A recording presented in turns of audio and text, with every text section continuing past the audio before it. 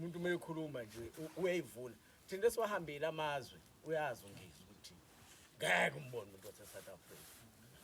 asa unibhilidi usuka lapho unibhilidi ngeke Esho unamalini ngeke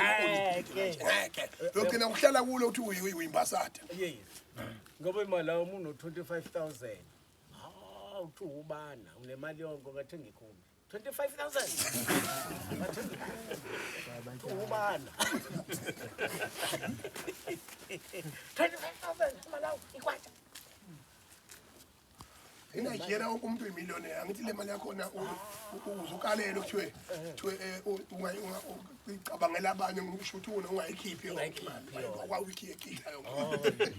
uyakalelo ku-ATM kuthiwa yimali lapho uyakhipha nje 3 million naira nakhona nje uma uthi uyabuka eSouth Africa imali engafika ngisho 1,000 rand uthi othisha